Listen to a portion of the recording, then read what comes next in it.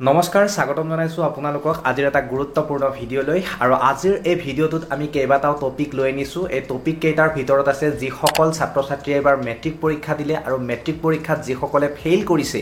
আৰু লগতে যিসকলে পাছ কৰিছে আৰু আমাৰ এই ছাত্ৰ ছাত্ৰীসকলে এতিয়া কি কৰিব লাগিব যিসকলে পাছ কৰিছে তেওঁলোকৰ যে নথিপত্ৰ সেই নথিপত্ৰৰ ওপৰতো কথা পাতিম আৰু এডমিশনৰ ওপৰতো কিছু কথা পাতিম লগতে যিসকলে এবাৰ মেট্ৰিক ফেইল কৰিছে তেওঁলোকৰ যি কম্পাৰ্টমেণ্টেল পৰীক্ষা বেকৰ পৰীক্ষা সেই পৰীক্ষা কেতিয়া তেওঁলোকৰ অনুষ্ঠিত হ'ব সেই বিষয়েও এই ভিডিঅ'ত আজি আমি আলোচনা কৰিম গতিকে ভিডিঅ'টো আপোনালোকে শেষলৈকে চাব আৰু যদি আপোনালোকে চেনেলটোত নতুনকৈ আহিছে চেনেলটো সাবস্ক্ৰাইব কৰি লব আৰু যদি ফেসবুকত চাই আছে পেজখন ফলো কৰি লব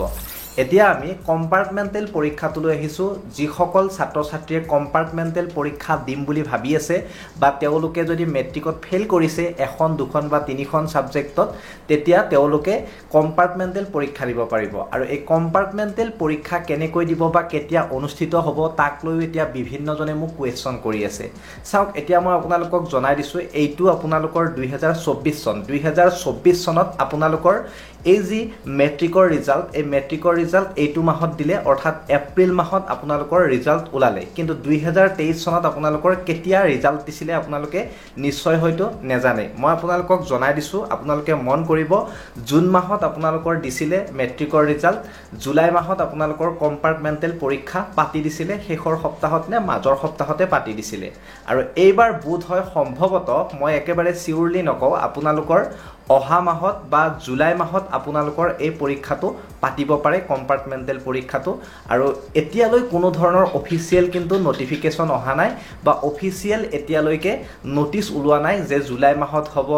মে মাহত হ'ব এনেকুৱা ধৰণৰ এতিয়াও নোটিছ ওলোৱা নাই জাস্ট মই আপোনালোকক যোৱাবাৰৰ ভিত্তিত এই কথাটো বুজাই দিবলৈ চেষ্টা কৰিছো হ'বও পাৰে নহ'বও পাৰে জুলাই মাহত কিন্তু মোৰ হিচাপত জুলাই মাহৰ প্ৰথম উইক বা মাজৰ উইকৰ ভিতৰত আপোনালোকৰ এই পৰীক্ষাটো অনুষ্ঠিত হ'ব পাৰে এবাৰ আহিছো যিসকল ছাত্ৰ ছাত্ৰীয়ে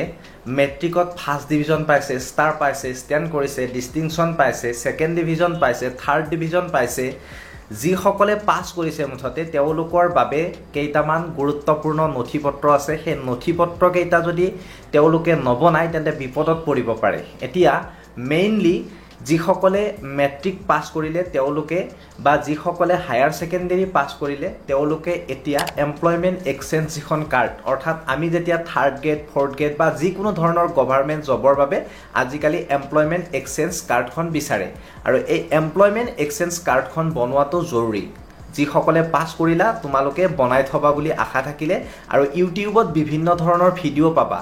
সেই ভিডিঅ'ত চাই তোমালোকে এই যিখন তোমালোকৰ এমপ্লয়মেন্ট এক্সচেঞ্জ কাৰ্ড আছে এই এক্সচেঞ্জ কাৰ্ডখন বনাই ল'ব পাৰিবা আৰু যিসকলে নোৱাৰা কমেন্ট সেকশনত কমেন্ট কৰিবা মই নিশ্চয় তোমালোকক সহায় কৰি দিবলৈ চেষ্টা কৰিম আৰু এটা কথা মনত ৰাখিবা যিসকলে আগতে কৰিছা মানে হাতেৰে লিখা এখন এমপ্লয়মেন্ট আছিলে সেই হাতেৰে লিখা এমপ্লয়মেন্টখন আজিকালি তোমালোকৰ যিকোনো ধৰণৰ চাকৰি প্ৰক্ৰিয়াত নেখাতে গতিকে তোমালোকে নিজৰ আধাৰ কাৰ্ডৰ সৈতে তোমালোকে আপডেট কৰি সেই যিখন তোমালোকৰ কাৰ্ড আছিল সেই কাৰ্ডখন আপডেট কৰিব পাৰিবা কম্পিউটাৰত বা মোবাইলত কামটো কৰি ল'ব পাৰিবা আৰু এতিয়া দ্বিতীয়টো অপচন হৈছে তোমালোকৰ কাষ্ট সাৰ্টিফিকেট অৰ্থাৎ জাতিৰ প্ৰমাণপত্ৰ যদি তোমাৰ জাতিৰ প্ৰমাণপত্ৰ নাই তেন্তে তোমালোকৰ প্ৰবলেম হ'ব যিসকলে এবাৰ ফাৰ্ষ্ট ইয়াৰত মানে নামভৰ্তি কৰিব বা যিসকলে ডিগ্ৰীত নামভৰ্তি কৰিব তেওঁলোকৰ ক্ষেত্ৰতো এই প্ৰবলেমটো আহি যাব অৰ্থাৎ কাট অফ মাৰ্কৰ ক্ষেত্ৰত যেটো প্ৰবলেম হয় আজিকালি কলেজ বিলাকত সেই প্ৰবলেমটো আহি যাব যিসকলে ওবিসি এমওবিসি এসসি এসটি এই সকল লোকে অতি শীঘ্ৰে এই কামটো কৰি লোৱা মানে যিসকলৰ কাষ্ট সাৰ্টিফিকেট নাই জাতিৰ প্ৰমাণপত্ৰ নাই তেওঁলোকে যাতে এই কামখিনি সোনকালে কৰে জাতিৰ প্ৰমাণপত্ৰ তোমালোকে যদি সাৰ্চ কৰা ইউটিউবত তেন্তে ডাইৰেক্টলি পাই যাবা কেনেকৈ বনোৱা হয় জাতিৰ প্ৰমাণপত্ৰ ইউটিউবত বহুত ঢেৰ ভিডিঅ' আছে তোমালোকে চাই নিজেই বনাব পাৰিবা আৰু যদি নোৱাৰা তেন্তে কমেন্ট সেকশনত কমেন্ট এটা আৰু এইবাৰ শেষৰটো এইভাবে তোমালোকক মই হকিয়াই দিবলৈ চেষ্টা কৰিছো বহুত ছাত্ৰ ছাত্ৰী এনেকুৱা আছে যে দৰ্পণ পোৰ্টেলটো খুলিব দৰ্পণ পোৰ্টেলটো খুলি তাত মানে কলেজবিলাক যেহেতু সিলেক্ট কৰিব দিয়ে যে মোৰ লগৰটোৱে এইখন কলেজত ল'ব সেইখন কলেজত ল'ব ময়ো সেইখন কলেজতে এডমিশ্যনটো লৈ ল'ম তাৰ লগত একেলগে যাম যদি তোমাৰ পাৰ্চেণ্ট কম তাতকৈ তেতিয়া তোমাৰ অসুবিধা হ'ব পাৰে এই ভিডিঅ'টো যিসকলে চাই আছে তেওঁলোকে নিশ্চয় বুজি পাব মই কি ক'বলৈ গৈ আছোঁ চোৱা এতিয়া দৰ্পণ পৰ্টেলত যিসকলে এপ্লাই কৰিম বুলি ভাবি আছা দৰ্পণ পৰ্টেলত এপ্লাই কৰোঁতে পাৰ্চেণ্টেজটো তোমালোকে চাই ল'ব লাগিব ধৰা তোমাৰ 80% কাৰোবাৰ ধৰা 90% তেতিয়া 90% পোৱা ল'ৰাটোৱে এখন ভাল কলেজত দিব আৰু তুমি তেতিয়া ভাল কলেজখনত হয়তো নেপাবও পাৰা মানে এনেকুৱা ধৰণৰ কথা তোমালোকে ভালদৰে চাই ল'বা কলেজবিলাকত গৈ পাৰ্চেণ্টবিলাক বেলেগ বেলেগ হয় যে এইখন কলেজত ইমান পাৰ্চেণ্টৰ পৰা ল'ৰা ছোৱালী আগতেও ৰাখি আছে এইবাৰো ৰাখিব পাৰে সেই হিচাপতহে তোমালোকে দিবা আৰু যদি চিউৰলি বস্তুটো জানি ল'ব বিচৰা তেন্তে তোমালোকে সেই কলেজখনত গৈ ভালদৰে এবাৰ সুধি ল'বা তাৰ অধ্যাপকবিলাকক কিমান পাৰ্চেণ্টৰ পৰা আৰ্টছ সায়েন্স বা কমাৰ্চত আমি নামভৰ্তি কৰিব পাৰিম গতিকে দৰ্পণ পৰ্টেলত তোমালোকে এপ্লাই কৰাৰ আগতে এই কথাখিনি জানি লোৱাটো অত্যন্ত গুৰুত্বপূৰ্ণ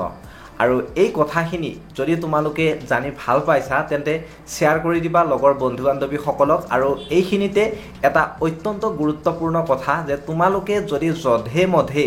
দৰ্পণ পৰ্টেলত আবেদন কৰা দৰ্পণ পৰ্টেলত আবেদন কৰিলে তোমালোকৰ নামটো পেণ্ডিঙত থৈ দিব আৰু পেণ্ডিঙত থৈ দিয়াৰ পিছত আজিকালি যেহেতু দৰ্পণ পৰ্টেলৰ মাধ্যমেৰে কলেজবিলাকে ফোন কৰি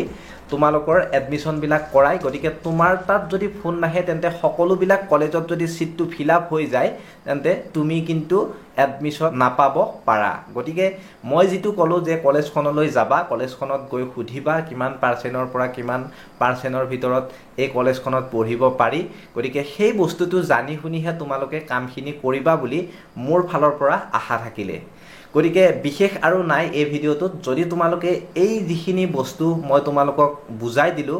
যদি বুজি পাইছা তেন্তে কমেণ্ট ছেকশ্যনত এটা কমেণ্ট কৰিবা যদি কিবা হেল্প হোৱা বুলি ভাবিছা তেন্তে ভিডিঅ'টো শ্বেয়াৰ কৰি দিবা ফেচবুকত চাই থকা সকলেও পেজটোত ফ'ল' কৰি এটা লাইক কৰি থ'বলৈ নেপাহৰিব মই আপোনালোকৰ মাজৰ পৰা মিঠুৱে বিদায় মাগিছোঁ অন্য এটা ভিডিঅ'ত লগ পোৱাৰ প্ৰতিশ্ৰুতিৰে ধন্যবাদ জয় অসম